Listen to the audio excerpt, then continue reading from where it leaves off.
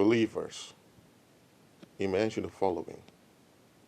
You have this terror group called ISIS or Daesh or whatever you want to call it. Yes, I know that this group has some intelligence connections, but let's say this group is a real thing out there to harm United States, for example. Okay?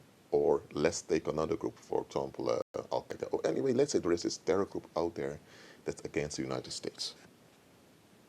But this terror group, they need funds because without funds, they don't have finances to do what they want to do. So the anti-American rhetoric cannot manifest unless they're financed. And let's say now that there is this guy from Colombia that sends $1 every day to this terror group, knowing full well that it's a terror group that's against the United States. What do you think is going to happen? This guy will be put on the blacklist. That they don't want this guy. Let's say this guy now wants to go on a holiday in America. He wants to go to Miami. Do you seriously think the American customs, the customs of the United States, are going to allow him to enter in, knowing full well that he's donating daily to an organization that wants to destroy and ruin the United States? When he arrives at the airport, he will be arrested, and they're going to question him. Why are you coming to the United States and you're donating to a corporation, to a group that wants to destroy the United States, a group that has killed Americans and that has made it clear that he wants to bring the United States down? So why are you supporting the destruction of the United States, yet you want to come here to have a good time? He may even be imprisoned for doing that. Let's say now he doesn't go to the United States, but he wants to go to Europe. He wants to go to the European Union on a holiday. What do you think the American ambassadors are going to say? The ambassadors of the United States are going to say to the European countries, let's say he wants to go to Denmark. The American ambassador in Denmark would tell the ministers of Denmark, hold on a minute. This man from Colombia has been donating daily to a terror group that wants to bring down the United States. And Denmark is an ally of the United States because the EU is an ally of the United States. So how come you are an ally of the United States and you embrace someone that wants to destroy your ally? So Denmark also would ban that man from entering in, which is correct. It would be logical for this individual to want to travel to North Korea that also has an anti-American sentiment. That would be logical. But it would not be logical for him to travel to the United States as well as the United States allies, while at the same time he is sponsoring a group that wants to ruin the United States. That's logical. Now, what if that guy would say, well, what I do with my money is none of your business? Then people would tell him, no, no, no, it is our business. If you want to go and purchase porn, or you want to purchase videos, or you want to purchase fast food, that's on you.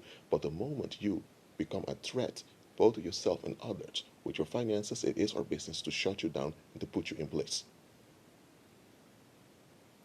Now, that's how it goes with the authorities in this world.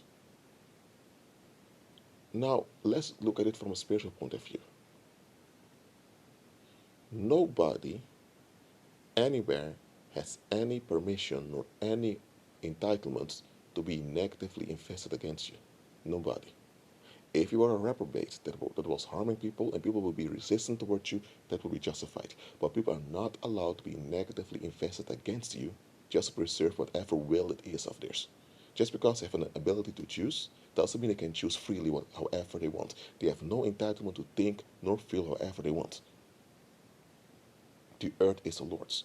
So all our thoughts and feelings and our actions should be in line with the will of the Heavenly Father. So nobody has any right to be negatively invested against you anywhere. Nobody. So the moment someone doesn't like you, or someone can't stand you, or someone has issues against you, they are obliged to repent. They have no right to be in a negative, because the moment you have something against someone else, you are in negativity. And when you are in negativity, you attract negativity. So you affect others around you with negativity. So if you have a father, for example, and he can't stand someone in a neighborhood, listen, your dad is in negativity. So he is enabling danger both on himself and the environment.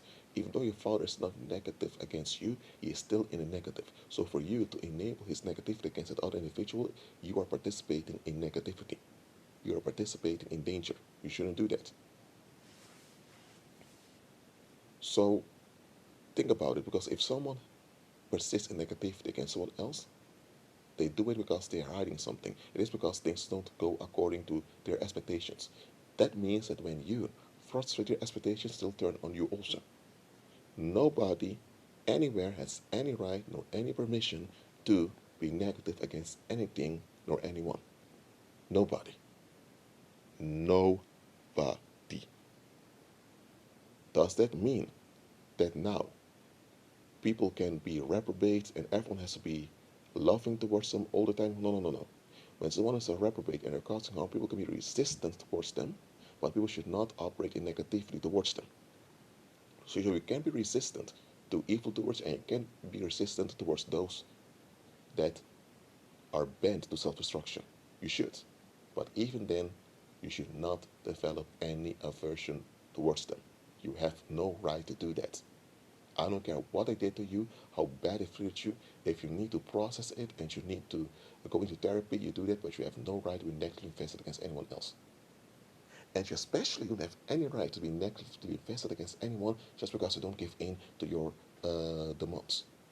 Because a lot of worldlings, they carry demands of how they should be treated or how things should go. They want people to validate their expectations, and when people don't do that, they call those people disrespectful, and they turn on those people. That's narcissistic. We shouldn't even be like that at all. Now listen to what I'm saying here. Anyone that's negatively invested against you is agreeing danger on you. So they they have to stop or they have to be stopped. Am I saying you have to go out there and force people to be on good terms with you and to be fond of you? No. You're not able to do that anyway. What you are able to do is, if they agree negative upon you or against you, then repercussions must follow them. And if you have any part of you that's wrong, that triggers them to develop aversion against you, if you have any fault on your part that needs to be dealt with, you deal with that. So you're transparent towards yourself also. So you should face yourself and seek therapy and seek deliverance, and so that you are pure, but they must also be pure. That's how there is safety and justice. Only then can there be peace. Nobody has any right to be negatively invested against you. Nobody. But the world tells you when people don't like you or can't stand you, well, they have their reasons and you have to just don't bother those people. No, no, no, no, no. They invest negativity and danger on the earth by having this will against you. They have a negative will that they ought to account for. And most of the time they can't account for it because it's just because you don't give in to their expectations. So now you need to carry a load because they have a will against you. So what if they murmur about you and others decide to support the negative will? So now you're under psychic violence. So now you have difficulties in your life because people can't stand you. So you have to carry their crap because they don't want to face themselves. Me, even before I was a believer, even when I was a kid, I never accepted negative wills against me. Never. It never felt right in my body to accept it. Never. But the world tells you that when someone doesn't meet your expectations or when they don't submit to your boundaries, that you have the right to dislike them, you have a right to ignore them, you have a right to be uninterested, you have a right to do this and that. The world gives you so many entitlements that are not true. You have none of those entitlements. None. Nobody has any right to be negatively vested against anyone. And the moment they're negatively vested against you, repercussions must come. That's how it ought to be. And if you have parents who are negative against you, they should face the repercussions instantly. Because that's very pathetic that parents are negative against their children. Why? Because the children give in to their stupid demands. Listen, I'm being realistic here. Why is it that worldly authorities, why is it the governments of this world who worship the beast, why is it that they are far more realistic when it comes to detecting danger than believers? Remember the example I gave in the beginning.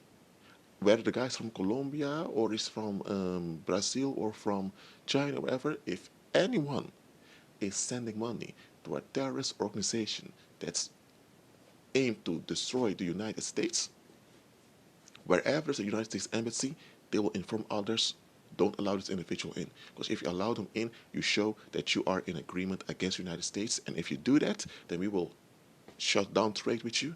We will block your citizens from entering our country. There's going to be consequences. That's how the United States operates.